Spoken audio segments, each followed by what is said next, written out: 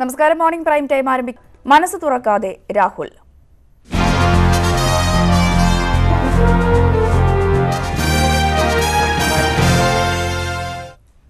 രാഹുൽ ഗാന്ധിയുടെ വയനാട്ടിലെ സ്ഥാനാർത്ഥിത്വം സംബന്ധിച്ച് തീരുമാനം നീളുന്നു. കേന്ദ്ര തെരഞ്ഞെടുപ്പ് സമിതി യോഗം ഇല്ലാത്തതിനാൽ ഇന്നും തീരുമാനമുണ്ടായേക്കില്ല. രാഹുലിന്റെ തീരുമാനത്തിനായി കാത്തിരിക്കുകയാണ് എന്നാണ് നേതാക്കൾ നൽകുന്ന വിശദീകരണം. രാഹുൽ ഗാന്ധി വയനാട്ടിൽ മത്സരിക്കാനെത്തുമെന്ന കേരള നേതാക്കളുടെ പ്രതീക്ഷകൾക്കിടയിലും തീരുമാനം വൈകുകയാണ്. ഇന്നലെ ചേർന്ന പ്രവർത്തക സമിതി യോഗവും തെരഞ്ഞെടുപ്പ് സമിതി യോഗവും രാഹുൽ ഗാന്ധിയുടെ സ്ഥാനാർത്ഥിത്വം സംബന്ധിച്ച് ചർച്ച നടത്തിയില്ല. തെരഞ്ഞെടുപ്പ് സമിതി യോഗമാകട്ടെ ഇന്ന് ചേരുന്നുമില്ല. ഈ സാഹചര്യത്തിൽ രാഹുൽ ഗാന്ധി വയനാട്ടിൽ മത്സരിക്കുന്നത് സംബന്ധിച്ച് അന്തിമ തീരുമാനം ഇനിയും നീളുമെന്നാണ് നേതാക്കളുടെ ആശങ്ക. തന്റെ സ്ഥാനാർത്ഥിത്വം സംബന്ധിച്ച് അടുപ്പക്കാരായ നേതാക്കളോട് പോലും രാഹുൽ ഗാന്ധി മനസ്സ് തുറന്നിട്ടുമില്ല. തെരഞ്ഞെടുപ്പ് പ്രകടന പത്രികയിലെ കോൺഗ്രസിന്റെ പ്രധാന വാഗ്ദാനമായ ന്യായ് പദ്ധതിയെ വ്യാപക ചർച്ചയാക്കാനുള്ള പ്രചരണ പരിപാടികളിലാണ് രാഹുൽ. സ്ഥാനാർത്ഥിത്വം സംബന്ധിച്ച് ഇപ്പോൾ പ്രതികരിച്ച് ന്യായ് പദ്ധതിയുടെ വാർത്താപ്രാധാന്യം നഷ്ടമാക്കാനും രാഹുൽ താൽപര്യപ്പെടുന്നില്ല. ദക്ഷിണേന്ത്യയിൽ മത്സരിക്കാൻ നരേന്ദ്രമോദി തീരുമാനിക്കുമോ എന്നറിയാൻ കാത്തുനിൽക്കുകയാണ് രാഹുൽ എന്ന സൂചനയും ചില കോൺഗ്രസ് നേതാക്കൾ നൽകുന്നു. കർണാടകയിലെ ധാർവാഡ് സീറ്റിലും സ്ഥാനാർത്ഥിയെ പ്രഖ്യാപിച്ചിട്ടില്ല. ഇന്നലെ പുറത്തിറക്കിയ കോൺഗ്രസിന്റെ 11ാം സ്ഥാനാർത്ഥി പട്ടികയിലും വടകര, വയനാട് മണ്ഡലങ്ങൾ ഇടം പിടിച്ചിട്ടില്ല. ന്യൂസ് 18 ഡൽഹി. വയനാട്ടിൽ മത്സരിക്കുന്ന കാര്യത്തിൽ ഇനിയും മനസ്സ് തുറന്നിട്ടില്ല രാഹുൽ ഗാന്ധി. ഔദ്യോഗികമായി രാഹുൽ തീരുമാനം അറിയിക്കുന്നതിന് മുമ്പേ ആഘോഷം തുടങ്ങിയ സംസ്ഥാനത്തെ കോൺഗ്രസ് നേതാക്കൾ ഇപ്പോഴും പ്രതീക്ഷയിലാണ്. എന്നാൽ ഇന്നലെ ചേർന്ന തെരഞ്ഞെടുപ്പ് സമിതിയും രാഹുലിന്റെ വയനാട് അംഗത്തിൽ തീരുമാനമെടുത്തിട്ടില്ല. ഈ സാഹചര്യത്തിൽ ന്യൂസ് അജണ്ട മുന്നോട്ട് വയ്ക്കുന്ന ചോദ്യം ഇതാണ്: വയനാട്ടിൽ തീരുമാനം വൈകുന്നത് എന്തുകൊണ്ട്? ഇതേ വിഷയം തന്നെയാണ് പ്രേക്ഷകരുടെ പ്രതികരണത്തിനും മുന്നോട്ട് വയ്ക്കുന്നത്. രാവിലെ 7:30 മുതൽ പ്രേക്ഷകർക്കും പ്രതികരിക്കാം. വിളിക്കേണ്ട നമ്പർ 0471 661 5881.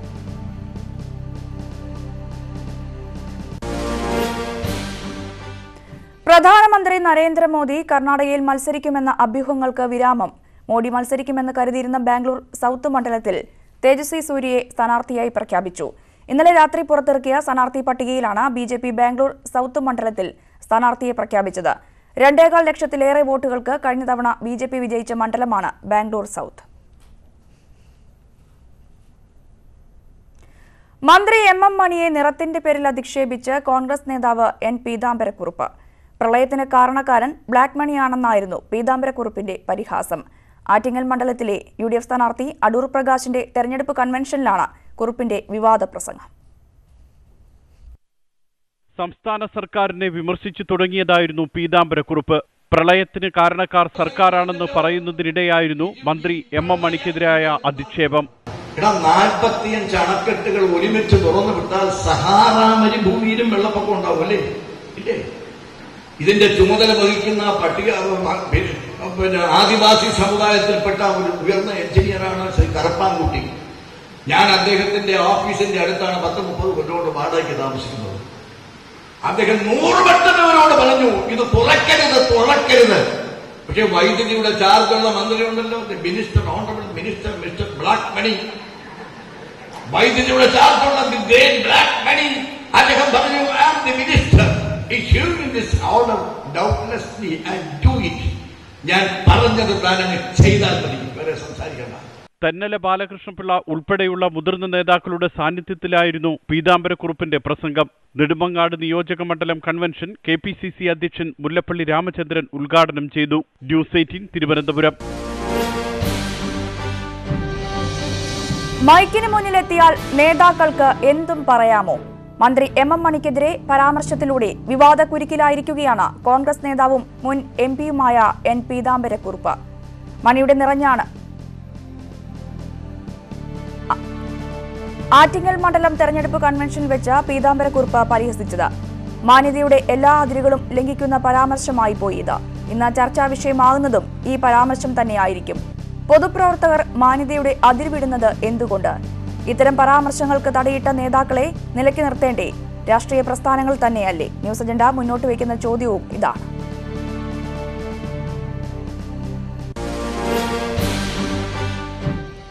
ശബരിമലയിൽ നിരോധനാജ്ഞ ലംഘിച്ച കേസിൽ പ്രതിപക്ഷ നേതാവ് രമേശ് ചെന്നിത്തല ഇന്ന് പത്തനംതിട്ട കോടതിയിൽ ഹാജരാകും. രമേശ് ചെന്നിത്തലയ്ക്കൊപ്പം മറ്റ് 13 UDF നേതാക്കളും ഇന്ന് കോടതിയിൽ ഹാജരായി ജാമ്യമെടുക്കും. മുസ്ലിം ലീഗ് നേതാവ് doctor MK Muneer, PJ Joseph, Adoor Prakash, CP John തുടങ്ങിയവരാണ് പത്തനംതിട്ട മുനിസിഫ് കോടതിയിൽ ഹാജരാവുക. ശബരിമലയിലെ നിരോധനാജ്ഞ പിൻവലിക്കണമെന്നാവശ്യപ്പെട്ട് കഴിഞ്ഞ നവംബർ 20-ന് പമ്പയിൽ പ്രതിഷേധ പരിപാടി സംഘടിപ്പിച്ചതിനാണ് ഇവർക്കെതിരെ കേസെടുത്തത്. നിരോധനാജ്ഞ നിലനിൽക്കുന്ന സ്ഥലത്ത് നിയമവിരുദ്ധമായി സംഘടിച്ചുവെന്നാണ് കോൺഗ്രസ് നേതാക്കൾക്കെതിരായ പരാതി. വെന്തുരുകി കേരളം.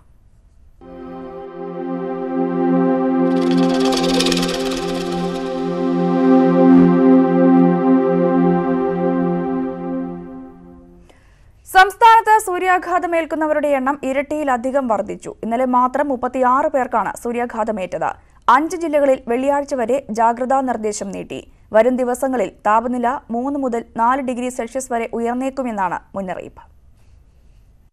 മുന്നറിയിപ്പുകൾ നൽകിയിട്ടും സംസ്ഥാനത്ത് സൂര്യാഘാതം ഏൽക്കുന്നവരുടെ എണ്ണം വർദ്ധിക്കുകയാണ്. ഞായറാഴ്ച 7 പേർക്കാണ് സൂര്യാഘാതം ഏറ്റതെങ്കിൽ ഇന്നലെ എണ്ണം 36ആയി വർദ്ധിച്ചു. കൊല്ലം, ആലപ്പുഴ ജില്ലകളിൽ 6 പേർക്ക് വീതവും എറണാകുളം, കണ്ണൂർ ജില്ലകളിൽ 4 പേർക്ക് വീതവും സൂര്യാഘാതമേറ്റു. കൊല്ലം, ആലപ്പുഴ, കോട്ടയം, എറണാകുളം, തൃശൂർ ജില്ലകളിൽ കനത്ത ചൂട് തുടരും. താപനില 3 മുതൽ 4 ഡിഗ്രി സെൽഷ്യസ് വരെ ഉയരുമെന്നാണ് മുന്നറിയിപ്പ്. തിരുവനന്തപുരം, പത്തനംതിട്ട, പാലക്കാട്, മലപ്പുറം, കോഴിക്കോട്, കണ്ണൂർ ജില്ലകളിൽ താപനില 3 ഡിഗ്രി വരെ ഉയർന്നേക്കും. ദുരന്ത നിവാരണ അതോറിറ്റിയുടെ സന്ദേശങ്ങൾ അവഗണിക്കരുതെന്ന് സർക്കാർ ആവർത്തിച്ചു നിർദ്ദേശിച്ചിട്ടുണ്ട്. രാവിലെ 11 മുതൽ 3 മണിവരെ നേരിട്ട് സൂര്യപ്രകാശം ഏൽക്കാതിരിക്കാൻ ശ്രദ്ധിക്കണം. നിർജ്ജലീകരണം തടയാൻ ധാരാളം വെള്ളം കുടിക്കണം. കാപ്പിയും ചായയും പകൽ ഒഴിവാക്കണം. തൊഴിൽ മേഖലയിൽ കൊണ്ടുവന്ന സമയക്രമീകരണങ്ങളും അംഗനവാടികൾക്കും മറ്റ് വിദ്യാഭ്യാസ സ്ഥാപനങ്ങൾക്കും നൽകിയ മുന്നറിയിപ്പ് നിർദ്ദേശങ്ങളും കൃത്യമായി പാലിക്കണം. ന്യൂസ് 18 തിരുവനന്തപുരം. വേനൽ ചൂടിൽ തളർന്ന പാലക്കാട് 41 ഡിഗ്രി താപനില രേഖപ്പെടുത്തിയ ഇന്നലെ ജില്ലയിൽ 6 പേർക്ക് സൂര്യതാപമേറ്റു. 10 ദിവസത്തിനുള്ളിൽ 20ഓളം പേർക്കാണ് സൂര്യതാപമേറ്റത്. വരും ദിവസങ്ങളിലും കനത്ത ചൂട് തുടരുമെന്ന മുന്നറിയിപ്പിലാണ് ജനങ്ങൾ ആശങ്കയിലാണ്. വേനലിൽ വെന്തുരുകയാണ് പാലക്കാട്. ഇതുവരെ 2 തവണ 41 ഡിഗ്രി താപനില രേഖപ്പെടുത്തി. ഇന്നലെ മാത്രം 6 പേർക്ക് സൂര്യാതപം ഏറ്റു. വിദ്യാർത്ഥികളും തൊഴിലാളികളും കർഷകരും യാത്രക്കാരുമെല്ലാം ചൂടിന്റെ കാഠിന്യത്തിൽ ദുരിതമനുഭവിക്കുകയാണ്. കഴിഞ്ഞ ദിവസം കഞ്ചിക്കോട് സ്കൂളിലേക്ക് സൈക്കിളിൽ പോകുകയായിരുന്ന വിദ്യാർത്ഥിയുടെ കൈക്ക് സൂര്യാതപം ഏറ്റിരുന്നു. വേദനയൊക്കെ ഭയങ്കരമായിട്ടുണ്ടായിരുന്നു. ഭയങ്കര നീറ്റലായിരിക്കും ഇവിടെയൊക്കെ. ഭയങ്കര എന്തെങ്കിലും കൊണ്ട അപ്പം വേനിക്കുമായിരുന്നു ഇവിടെയൊക്കെ. പകൽ പുറത്തിറങ്ങാൻ കഴിയാത്ത അവസ്ഥയിലാണ് ജനങ്ങൾ. പുറത്തോട്ട് ഇറങ്ങുന്ന ടൈമിലായിരിക്കും അത് എങ്ങനെയെന്നൊന്നും പറയാൻ പറ്റത്തില്ല. ഏത് നേരത്താണെന്നും നമുക്ക് പറയാൻ പറ്റത്തില്ല. സാധാ പിള്ളേരും നമുക്ക് ഇത്രയും വേദന സഹിക്കണ്ട. ഇത് ഭയങ്കര വേദന സഹിക്കാൻ പറ്റത്തില്ല. അത്രയും ഒരു പെയിൻ പറഞ്ഞറിയിക്കാൻ പറ്റത്തില്ല. അത്രയും ഇതുണ്ട്. വരും ദിവസങ്ങളിലും ചൂട് തുടരുമെന്നതാണ് കാലാവസ്ഥാ വകുപ്പിന്റെ മുന്നറിയിപ്പ്. ഇത് ജില്ലയെ കൂടുതൽ ആശങ്കയിലാക്കുന്നു. ന്യൂസ് 18 പാലക്കാട്. ഓരോ ദിവസവും ചൂടേറുകയാണ്.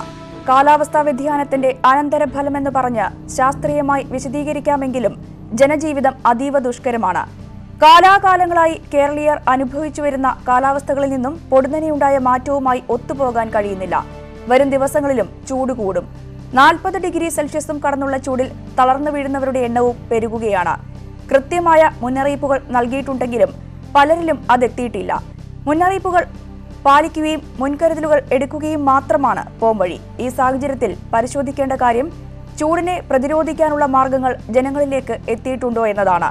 ന്യൂസ് അജണ്ട ചർച്ചയ്ക്ക് വെക്കുന്നു. ചൂട് പ്രതിരോധം മുന്നറിയിപ്പുകൾ ജനങ്ങളിലെത്തുന്നുണ്ടോ?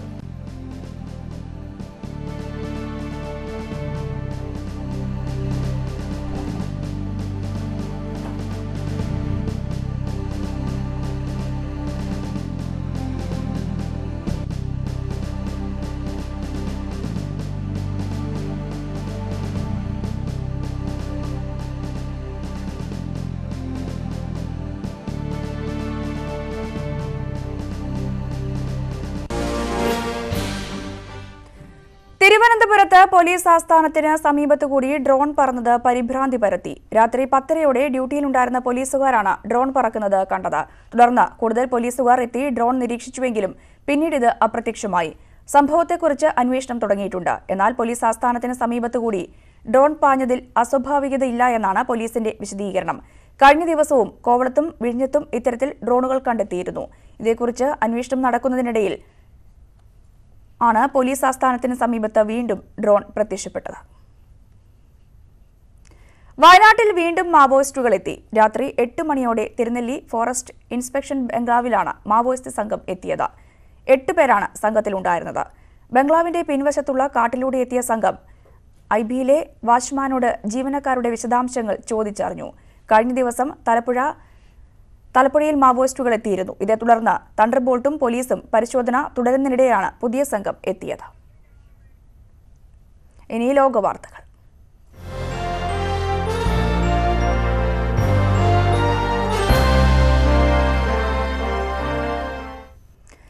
ബ്രെക്സിറ്റിൽ ബ്രിട്ടീഷ് പ്രധാനമന്ത്രി തെരേസ മേയ്ക്ക് തിരിച്ചടി. ബ്രെക്സിറ്റ് നടപടികളുടെ നിയന്ത്രണം സർക്കാരിൽ നിന്നും പാർലമെന്റ് ഏറ്റെടുക്കുന്നതിനുള്ള ഭേദഗതി ബ്രിട്ടീഷ് പാർലമെന്റ് പാസാക്കി. മന്ത്രിമാരുൾപ്പെടെ ഭരണപക്ഷത്തെ എംപിമാരും സർക്കാരിനെതിരായി വോട്ട് ചെയ്തു. തെരേസ മേയ്ക്കെതിരായ ബ്രെക്സിറ്റ് കുരുക്ക് മുറുകുകയാണ്. 302-നെതിരെ 329 വോട്ടുകൾക്ക് ബ്രെക്സിറ്റിന്മേലുള്ള തുടർ നടപടികൾ പാർലമെന്റിന്റെ നിയന്ത്രണത്തിലായി. 3 മന്ത്രിമാരുൾപ്പെടെ 30 ഭരണപക്ഷ എംപിമാർ സർക്കാരിനെതിരായി വോട്ട് ചെയ്തു. 3 മന്ത്രിമാരും സർക്കാരിൽ നിന്ന് രാജി പ്രഖ്യാപിച്ചു. പാർലമെന്റിന്റേത് അഭിനന്ദനാർഹമായ നടപടിയാണെന്നും തുടർ നടപടികൾ ഗൗരവത്തോടെ സ്വീകരിക്കുമെന്നും പ്രതിപക്ഷമായ ലേബർ പാർട്ടി നേതാവ് ജെർമി കോർബൻ പറഞ്ഞു. The country cannot continue to afford a Tory crisis. It's time, Mr. Speaker, for Parliament to take control. Brexit വ്യവസ്ഥകൾ ലഘൂകരിക്കുക, വീണ്ടും ഹിതപരിശോധന നടത്തുക എന്നതുൾപ്പെടെയുള്ള നടപടിക്രമങ്ങളിലേക്ക് ഇനി പാർലമെന്റിന് പോകാനാകും. ഇത് സംബന്ധിച്ചുള്ള എംപിമാരുടെ വിവിധ നിർദ്ദേശങ്ങൾ നാളെ പാർലമെന്റ് പരിഗണിക്കും. എന്നാൽ പാർലമെന്റ് സ്വീകരിക്കുന്ന നടപടിക്രമങ്ങൾ സർക്കാരിന് വിശ്വാസത്തിലെടുക്കാനാകില്ലെന്ന് തെരേസ മേ പറഞ്ഞു. If the House does not approve the withdrawal agreement this week and is not prepared to countenance leaving without a deal, we will have to seek a longer extension. സ്വന്തം പാർട്ടിയിൽ നിന്ന് പോലും എതിർപ്പ് ശക്തമായതോടെ ബ്രെക്സിറ്റിലെ ഇനിയുള്ള ഓരോ നീക്കവും തെരേസ മേയ്ക്ക് വെല്ലുവിളി നിറഞ്ഞതാകും. പ്രധാനമന്ത്രി സ്ഥാനവും തുലാസിലാണ്. International desk, news 18. ഒരിടവേളയ്ക്ക് ശേഷം ഗാസയിൽ ഇസ്രയേൽ വീണ്ടും കനത്ത വ്യോമാക്രമണം തുടങ്ങി. വടക്കൻ ഗാസയിലെ ഹമാസ് കേന്ദ്രങ്ങൾക്ക് നേരെയാണ് ആക്രമണം നടത്തിയത് എന്ന് ഇസ്രയേൽ സൈനിക വക്താവ് അറിയിച്ചു. ഗാസയിൽ നിന്നുണ്ടായ റോക്കറ്റ് ആക്രമണത്തിൽ നിരവധി പേർക്ക് പരിക്കേറ്റുവെന്നും ഇതിന് തിരിച്ചടിയാണ് ആക്രമണമെന്നും ഇസ്രയേൽ അവകാശപ്പെട്ടു. തിങ്കളാഴ്ച രാവിലെയാണ് ഇസ്രയേൽ തലസ്ഥാനമായ തെൽ അവീവിനെ ലക്ഷ്യമിട്ട് മിസൈൽ ആക്രമണം ഉണ്ടായത്. മധ്യ ഇസ്രയേലിന് വീടിന് മുകളിൽ റോക്കറ്റ് പതിച്ച് ഒരു കുടുംബത്തിലെ 7 പേർക്ക് പരിക്കേറ്റു. ആക്രമണത്തിന് പിന്നിൽ ഹമാസ് ആണ് എന്ന് ഇസ്രയേൽ പറയുന്നു. ഇസ്രയേൽ വ്യോമാക്രമണം തുടങ്ങിയ സാഹചര്യത്തിൽ ആവശ്യമായ മുൻകരുതലുകൾ എടുക്കാൻ ഗാസ ആരോഗ്യ മന്ത്രാലയം ജനങ്ങൾക്ക് മുന്നറിയിപ്പ് നൽകി. മറ്റ് തെരഞ്ഞെടുപ്പ് വാർത്തകൾ.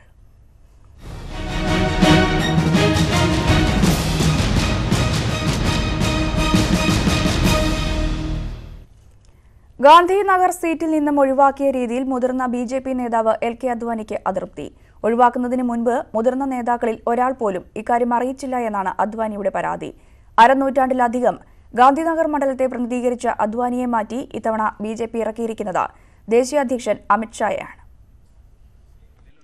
2 അംഗങ്ങളിൽ നിന്ന് 120ലേക്കും അവിടെ നിന്ന് അധികാരത്തിലേക്കും BJPയെ നയിച്ചത് LK അദ്വാനിയുടെ രഥയാത്രയും തുടർന്ന് ശക്തിപ്പെട്ട രാമക്ഷേത്ര അജണ്ടയുമായിരുന്നു.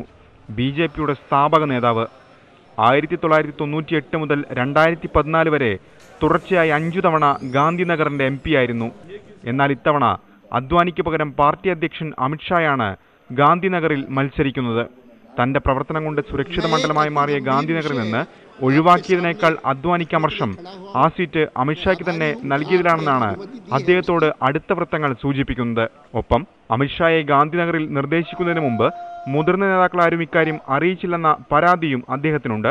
സ്ഥാനാർത്ഥി പട്ടിക പുറത്തുവിടുന്നതിന് മുമ്പ് പാർലമെന്ററി രാഷ്ട്രീയത്തിൽ നിന്ന് മാറി നിൽക്കണമെന്ന് സംഘടനാ ചുമതലയുള്ള ജനറൽ സെക്രട്ടറി രാംലാൽ അദ്വാനിയോട് ആവശ്യപ്പെടുകയായിരുന്നു. അമിത്ഷായും മോദിയും ദേശീയ രാഷ്ട്രീയത്തിൽ സജീവമായതോടെയാണ് പ്രധാനമന്ത്രി പദം സ്വപ്നം കണ്ടിരുന്ന അദ്വാനി സജീവ രാഷ്ട്രീയത്തിൽ നിന്ന് തന്നെ പുറത്തായത്. BJPയുടെ പരമോന്നത സമിതിയായ പാർലമെന്ററി ബോർഡിൽ നിന്ന് ഒഴിവാക്കി മാർഗദർശക മണ്ഡലം എന്ന ഉപദേശക സമിതി രൂപീകരിച്ച് അദ്വാനിയെയും മുരളി മനോഹർ ജോഷിയെയും അതിലേക്ക് മാറ്റുകയായിരുന്നു. Election desk, news 18. NDA സംസ്ഥാന നേതൃയോഗം ഇന്ന് തിരുവല്ലയിൽ ചേരും. തെരഞ്ഞെടുപ്പ് പ്രചാരണ പ്രവർത്തനങ്ങൾ യോഗം വിലയിരുത്തും. പ്രചാരണത്തിന് വേഗം കൂട്ടാനുള്ള നിർദ്ദേശങ്ങൾ യോഗം ചർച്ച ചെയ്യും. കോൺഗ്രസ് അധ്യക്ഷൻ രാഹുൽ ഗാന്ധി വയനാട്ടിൽ മത്സരിക്കുകയാണെങ്കിൽ പ്രമുഖനായ സ്ഥാനാർത്ഥിയെ നിർത്തണമെന്ന നിർദ്ദേശവും യോഗത്തിൽ ചർച്ചയാകും. BDJS അധ്യക്ഷൻ തുഷാർ വെള്ളാപ്പള്ളി വയനാട്ടിൽ മത്സരിക്കണമെന്ന നിർദ്ദേശവും മുന്നണിയിലുണ്ട്. അതേസമയം BDJS സ്ഥാനാർത്ഥികളെ ഇന്ന് പ്രഖ്യാപിക്കില്ല. സ്ഥാനാർത്ഥി നിർണയത്തിന് ഇന്ന് ചേരാനിരുന്ന പാർട്ടി യോഗം മാറ്റിവെച്ചു. നാളെ യോഗം ചേരുമെന്നും BDJS നേതാക്കൾ അറിയിച്ചു. ലോക്സഭാ തെരഞ്ഞെടുപ്പിൽ ജമാഅത്ത് ഇസ്ലാമിയുടെ നിരുപാധിക പിന്തുണ യുഡിഎഫിന്. വെൽഫെയർ പാർട്ടി ഇത്തവണ മത്സരിക്കില്ല എന്നും എല്ലാ മണ്ഡലങ്ങളിലും യുഡിഎഫിനെ പിന്തുണയ്ക്കുമെന്നും നേതാക്കൾ പ്രഖ്യാപിച്ചു. പിണറായി സർക്കാരിനെതിരെ രൂക്ഷ വിമർശനവും ജമാഅത്ത് ഇസ്ലാമി ഉന്നയിച്ചു.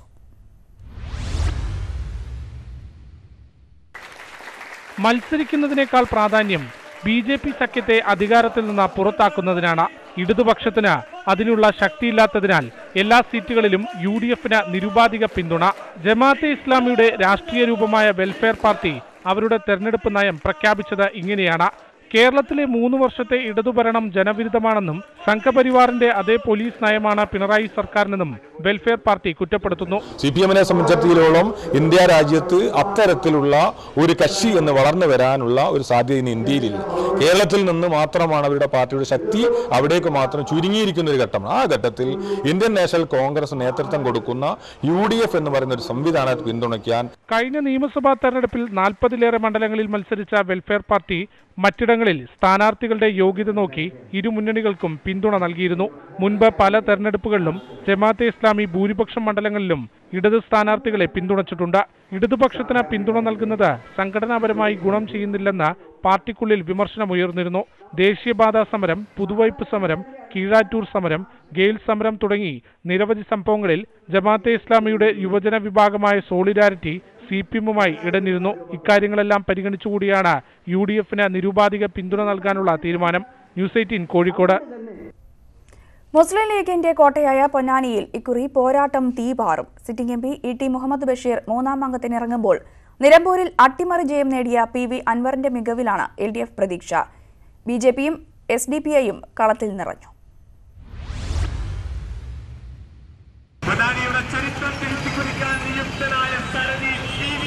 ആദ്യം കളത്തിലിറങ്ങിയത് LDF സ്വതന്ത്രൻ PV അൻവർ. അതുകൊണ്ട് തന്നെ വോട്ടർമാരുടെ മനസ്സിൽ നേരത്തെ ഇടം നേടാൻ കഴിഞ്ഞു എന്ന ആത്മവിശ്വാസത്തിലാണ് അൻവർ. തീരദേശ മേഖലയിലും നഗരത്തിലുമെല്ലാം 2ാം ഘട്ട പ്രചരണം പൂർത്തിയായി. UDF-ൽ നിന്നും ഭിന്നിച്ചു വരുന്ന വോട്ടുകൾ, ലീഗിന്റെ അവഗണനയിൽ കഴിയുന്ന കോൺഗ്രസുകാരുടെ പിന്തുണ, SDPI-യുമായുള്ള കൂടിക്കാഴ്ചയിൽ അസംതൃപ്തരായ ലീഗുകാരുടെ സഹായം, അൻവറിന്റെ കണക്കുകൂട്ടലുകൾ ഇങ്ങനെ പലതാണ്. എല്ലാ ജനങ്ങളും ഒറ്റക്കെട്ടായിട്ട് ഇടതുപക്ഷ സ്വതന്ത്ര സ്ഥാനാർത്ഥിയായ എന്നോടൊപ്പം ഒരു മതേതര മുന്നേറ്റത്തിനും നാടിന്റെ വികസനത്തിനും വേണ്ടി എന്റെ കൂടെയുണ്ട്. മുമ്പൊന്നും ഇല്ലാത്ത വിധം സജീവമാണ് UDF ക്യാമ്പ്. ഗ്രാമമെന്നോ തീരമെന്നോ വ്യത്യാസമില്ലാതെ കാടിളക്കിയുള്ള പ്രചാരണം. ലീഗും കോൺഗ്രസുകാരും മത്സരിച്ച് പ്രചാരണത്തിനിറങ്ങുമ്പോൾ 2009-നേക്കാൾ മികച്ച ഭൂരിപക്ഷമാണ് E.T.യുടെ മനസ്സിൽ. വെൽഫെയർ പാർട്ടിയുടെ പിന്തുണ ഗുണം ചെയ്യുമെന്നും E.T. പറയുന്നു. വളരെ അനുകൂലമായ സാഹചര്യമാണ്. ഒരു വലിയ ട്രെൻഡ് തന്നെ ഉയർന്നു വരികയാണ്. ഞങ്ങൾ ആദ്യത്തെ തെരഞ്ഞെടുപ്പിൽ 82,000 വോട്ടിന് ഞാൻ ജയിച്ചത്. അതിനെയും ക്രോസ് ചെയ്യുന്ന വിധത്തിലേക്കുള്ള ഒരു ജനകീയമായ സഹകരണ മുന്നേറ്റവും വന്നുകൊണ്ടിരിക്കുന്നതായിട്ടാണ് ഞങ്ങൾ കാണുന്നത്. അവസാനമാണ് പ്രഖ്യാപിച്ചതെങ്കിലും BJP സ്ഥാനാർത്ഥി VT രമ മണ്ഡലത്തിൽ ആദ്യഘട്ട പ്രചാരണം പൂർത്തിയാക്കി. കഴിഞ്ഞ തെരഞ്ഞെടുപ്പിൽ നേടിയ 75,000-ഓളം വോട്ടുകൾ വീണ്ടും കൂട്ടാനാകുമെന്നാണ് BJPയുടെ പ്രതീക്ഷ. കുടുംബയോഗങ്ങൾ കേന്ദ്രീകരിച്ചാണ് രമയുടെ പ്രചാരണം. ഇത്തവണ 75 ഒരു വോട്ടല്ല, അതിന്റെ ഇരട്ടിയിൽ കൂടുതൽ വോട്ട് കിട്ടും. 3 ലക്ഷത്തിൽ കൂടുതൽ ഷുവറാണ്. ഞങ്ങൾ ജയിക്കുകയും ചെയ്യും. മണ്ഡലത്തിൽ നിർണായക സ്വാധീനമുണ്ടെന്ന് അവകാശപ്പെടുന്ന SDPI-യും PDP-യും മത്സരരംഗത്തുണ്ട്. കടുത്ത പോരാട്ടത്തിൽ ഇവർ നേടുന്ന വോട്ടുകളും പൊന്നാനിയിൽ നിർണായകമാകും. ന്യൂസ് 18 മലപ്പുറം. ആലത്തൂരിൽ പോരാട്ടം മുറുകി. ഹാട്രിക് വിജയം നേടി LDF സ്ഥാനാർത്ഥി PK ബിജുവിന്റെ പ്രചാരണം 2ാം ഘട്ടത്തിലേക്ക് കടന്നപ്പോൾ UDF NDA സ്ഥാനാർത്ഥികൾ 1ാം ഘട്ട പ്രചാരണത്തിന്റെ തിരക്കിലാണ്. കഴിഞ്ഞ 10 വർഷമായി മണ്ഡലത്തിൽ നടത്തിയ പ്രവർത്തനങ്ങൾ വിശദീകരിച്ചാണ് LDF സ്ഥാനാർത്ഥി PK ബിജുവിന്റെ പ്രചാരണം. LDF 2ാം ഘട്ട പ്രചരണം പകുതി പിന്നിട്ടു. തികഞ്ഞ ആത്മവിശ്വാസത്തിലാണ് PK ബിജു. 2004-ന് സമാനമായ ഒരു തെരഞ്ഞെടുപ്പ് വിജയം കേരളത്തിൽ ആവർത്തിക്കാൻ കേരളത്തിലെ ബഹുജനങ്ങളും ഇടതുമുന്നണി പ്രവർത്തകരും ഇപ്പോൾ പരിശ്രമിച്ചുകൊണ്ടിരിക്കുന്നത്. അല്പം വൈകിയെങ്കിലും പ്രചാരണം വേഗത്തിലാക്കി ഒപ്പമെത്താനുള്ള തിരക്കിലാണ് UDF സ്ഥാനാർത്ഥി രമ്യ ഹരിദാസ്. കൺവെൻഷനുകളിൽ പങ്കെടുക്കുന്നതോടൊപ്പം പരമാവധി വോട്ടർമാരെ കാണുന്നതിലും ശ്രദ്ധ പുലർത്തുന്നു. ഇത്തവണ ആലത്തൂരിൽ അട്ടിമറി ഉറപ്പെന്ന് UDF സ്ഥാനാർത്ഥി. ആലത്തൂർ ഇത്തവണ UDF-നാണ്. BDJS-ലെ TV ബാബുവാണ് NDAക്ക് വേണ്ടി കളത്തിൽ. കഴിഞ്ഞ തവണ 87,803 വോട്ടാണ് NDA നേടിയത്. ഇത്തവണ കരുത്ത് തെളിയിക്കും എന്ന ആത്മവിശ്വാസത്തിലാണ് NDA സ്ഥാനാർത്ഥി. എനിക്ക് നല്ല പ്രതീക്ഷയാണ്. അതിനുള്ള സാധ്യതകൾ ഇവിടെ ഉണ്ടായിട്ടുണ്ട്. ഞങ്ങളായിട്ടുണ്ടാക്കിയതല്ല, അവരായിട്ടുണ്ടാക്കിയതാണ്. രാപ്പകൽ ഭേദമില്ലാതെ പ്രവർത്തനങ്ങളിലൂടെ മണ്ഡലത്തിന്റെ മുക്കിലും മൂലയിലും എത്താനാണ് 3 സ്ഥാനാർത്ഥികളും ഒരുപോലെ ശ്രമിക്കുന്നത്. ന്യൂസ് 18 പാലക്കാട്. കോയമ്പത്തൂർ വിമാനത്താവളത്തിൽ അനധികൃത സ്വർണവുമായി മലയാളി അറസ്റ്റിലായി. കോഫി മേക്കർ മെഷീന്റെ ഉള്ളിൽ ഒളിപ്പിച്ചു കടത്താൻ ശ്രമിച്ച 39 ലക്ഷം രൂപയുടെ സ്വർണവുമായി കോഴിക്കോട് സ്വദേശി ജംഷീദാണ് പിടിയിലായത്. ഷാർജയിൽ നിന്നും വന്ന എയർ അറേബ്യ വിമാനത്തിലാണ് സ്വർണം കണ്ടെത്തിയത്. സ്വർണത്തിന്റെ ഉറവിടം കണ്ടെത്താൻ ജംഷീദിനെ വിശദമായി ചോദ്യം ചെയ്യുകയാണ്. ചെന്നൈ വിമാനത്താവളത്തിലെത്തിയ യാത്രക്കാരന്റെ ബാഗിൽ ഒളിപ്പിച്ചിരുന്ന അപൂർവ ജീവികളെ കസ്റ്റംസ് പിടിച്ചെടുത്തു. ബാങ്കോക്കിൽ നിന്നും വന്ന യാത്രക്കാരന്റെ ബാഗിലായിരുന്നു പാമ്പുകളും തവളകളും ആമകളും അടക്കമുള്ള ജീവികൾ. 22 ഈജിപ്ഷ്യൻ ആമകൾ, 4 മരത്തവളകൾ, 5 ഇഗ്വാനകൾ, ഒരു ആഫ്രിക്കൻ വിഷപ്പാമ്പ്. ബാങ്കോക്കിൽ നിന്ന് ചെന്നൈ വിമാനത്താവളത്തിലെത്തിയ യാത്രക്കാരന്റെ ബാഗിൽ ഒളിപ്പിച്ച നിലയിലായിരുന്നു ഈ ജീവികളത്രയും. തായ് എയർ വിമാനത്തിൽ വന്ന 22-കാരനായ മുഹമ്മദ് അബ്ദുൾ മജീദാണ് ജീവികളുമായി കസ്റ്റംസിന്റെ പിടിയിലായത്. ചെന്നൈ നഗരത്തിൽ വിദ്യാർത്ഥിയാണ് ഇയാൾ. അന്താരാഷ്ട്ര ജീവി കടത്തു സംഘത്തിലെ കണ്ണിയാണ് മുഹമ്മദ് അബ്ദുൾ മജീദ് എന്ന് അന്വേഷണ ഉദ്യോഗസ്ഥർ പറയുന്നു. 2 മാസം മുമ്പ് ചെന്നൈ വിമാനത്താവളത്തിൽ യാത്രക്കാരന്റെ ബാഗിൽ നിന്ന് ജീവനുള്ള പുലിക്കുട്ടിയെ പിടിച്ചിരുന്നു. അന്നും ബാങ്കോക്കിൽ നിന്നായിരുന്നു ജീവി കടത്ത്. തായ്ലൻഡിൽ നിന്ന് ഇന്ത്യയിലേക്ക് ജീവികളെ കടത്തുന്ന സംഘങ്ങളുടെ പ്രധാന താവളമാവുകയാണ് ചെന്നൈ വിമാനത്താവളം. News desk news 18. അർബുദ ചികിത്സാ രംഗത്ത് നിർണായക കണ്ടെത്തലുമായി ശ്രീ ചിത്ര തിരുനാൾ institute four medical science and technology. Cancer കോശങ്ങളെ ഇല്ലാതാക്കാൻ ഞരമ്പുകളിലൂടെ കുത്തിവെക്കാവുന്ന മരുന്നിന്റെ ആദ്യഘട്ട പരീക്ഷണം വിജയിച്ചു. 3 വർഷത്തിനകം മരുന്ന് വിപണിയിൽ എത്തിക്കാൻ കഴിയുമെന്ന് ഡയറക്ടർ ഡോക്ടർ ആശാ കിഷോർ പറഞ്ഞു. ഒരു ചെടിയിൽ നിന്നുള്ള ഏക തന്മാത്ര രാസപദാർത്ഥവുമായി ഉപയോഗിച്ചാണ് അർബുദത്തിനുള്ള മരുന്ന് വികസിപ്പിച്ചത്. എലികളിൽ ഒറ്റ ഡോസ് ഉപയോഗിച്ച് പരീക്ഷിച്ചതിൽ മരുന്ന് വിജയകരമാണെന്ന് തെളിഞ്ഞു. ഒന്നിലധികം ഡോസ് ഉപയോഗിച്ചാൽ മൃഗങ്ങളെ എങ്ങനെ ബാധിക്കുമെന്ന പരീക്ഷണമാണ് അടുത്ത ഘട്ടം. വിവിധ രാജ്യങ്ങളിലെ ഗവേഷണങ്ങളിൽ ചെടികളിൽ നിന്ന് വേർതിരിച്ചെടുക്കുന്ന ഘടകങ്ങൾ അർബുദത്തെ ഇല്ലാതാക്കുമെന്ന് കണ്ടെത്തിയിരുന്നെങ്കിലും ഇവയൊന്നും മരുന്നായി മാറ്റാൻ കഴിഞ്ഞിട്ടില്ല. ഈ പ്രതിസന്ധിയാണ് ശ്രീചിത്രയിലെ ഗവേഷകർ മറികടന്നത്. ഹ്യൂമൻ ആൽബുമിൻ, ബ്ലഡിലുള്ള ആൽബുമിനുമായിട്ട് ഈ ആക്റ്റീവ് കോമ്പൗണ്ടിനെ സംയോജിപ്പിച്ച് കഴിയുമ്പോൾ അത് വാട്ടർ സോൾബിളായി മാറുന്നു. അങ്ങനെ വാട്ടർ സോൾബിളായി കഴിഞ്ഞാൽ പിന്നെ അതിനെ ഇഞ്ചക്ഷൻ രൂപേണ മരുന്നായിട്ട് ഇഞ്ചെക്ട് ചെയ്ത് കൊടുക്കാം. കൂടുതൽ പരീക്ഷണങ്ങൾക്കും മറ്റുമായി ഒരു സ്വകാര്യ കമ്പനിക്ക് ഇതിന്റെ സാങ്കേതിക വിദ്യ കൈമാറി. മനുഷ്യരിൽ ഈ മരുന്നിന്റെ ബലം വിലയിരുത്തിയ ശേഷമാകും വാണിജ്യാടിസ്ഥാനത്തിൽ നിർമ്മിക്കുക. ഇന്ത്യൻ കൗൺസിൽ ഓഫ് മെഡിക്കൽ റിസർച്ചിന്റെ പഠനത്തിന്റെ ഭാഗമായാണ് ഡോക്ടർ ലിസി കൃഷ്ണന്റെ നേതൃത്വത്തിലുള്ള സംഘം മരുന്ന് വികസിപ്പിച്ചത്. മരുന്നിനുപയോഗിച്ച ചെടിയെക്കുറിച്ചുള്ള വിശദാംശങ്ങൾ ഇപ്പോൾ പുറത്തുവിടാനാകില്ലെന്ന് അധികൃതർ അറിയിച്ചു. ന്യൂസ് 18 തിരുവനന്തപുരം. ശാന്തിഗിരി ആശ്രമത്തിന്റെ പ്രണവ പത്മ പുരസ്കാരം നടൻ മോഹൻലാലിന് സമർപ്പിച്ചു. നേപ്പാൾ മുൻ പ്രധാനമന്ത്രി ജാലാനാഥ് ഖനാലാണ് പുരസ്കാരം നൽകിയത്. തിരുവനന്തപുരം, ആറ്റിങ്ങൽ മണ്ഡലങ്ങളിലെ സ്ഥാനാർത്ഥികളടക്കം നിരവധി പ്രമുഖർ ചടങ്ങിന് സാക്ഷിയായി. പത്മഭൂഷൺ ഡോക്ടർ ഭരത് മോഹൻലാൽ.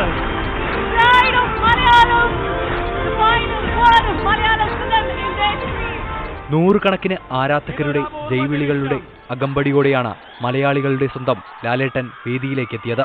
നിറഞ്ഞ സദസ്സിനെ സാക്ഷിയാക്കി പ്രഥമ പ്രണവപത്മം പുരസ്കാരം നേപ്പാൾ മുൻ പ്രധാനമന്ത്രി ജാലാനാഥ് ഖനാൽ മോഹൻലാലിന് സമർപ്പിച്ചു.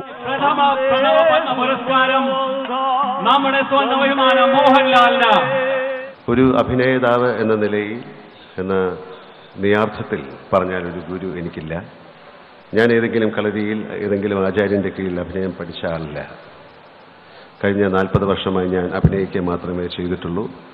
മറ്റൊരു തൊഴിലും എനിക്കിപ്പോഴും അറിയില്ല എന്ന് ഞാൻ വിശ്വസിക്കുന്നു. തുടർന്ന് മോഹൻലാലിന്റെ ചിത്രങ്ങളിലെ പാട്ടുകളുമായി കലാകാരന്മാർ. ഇതിനിടെ നേപ്പാളി ഭാഷയിലെ പാട്ടുമായി നേപ്പാൾ മുൻ പ്രധാനമന്ത്രി ജാലാനാഥ് ഖനാലും സദസ്സിനെ ആവേശത്തിലാക്കി.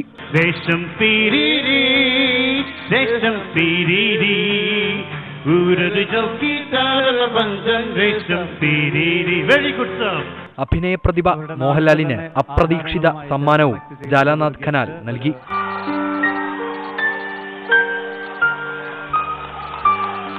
To Mohanlal from the former Prime Minister of Nepal and his team. Thiruvananthapuram, Attingal Lok Sabha മണ്ഡലങ്ങളിലെ സ്ഥാനാർത്ഥികളും മന്ത്രിമാരുമടക്കം നിരവധി പ്രമുഖരാണ് പോത്തൻകോട് ശാന്തിഗിരി ആശ്രമത്തിൽ നടന്ന ചടങ്ങിന് സാക്ഷിയാകാനെത്തിയത്. ന്യൂസ് 18 തിരുവനന്തപുരം.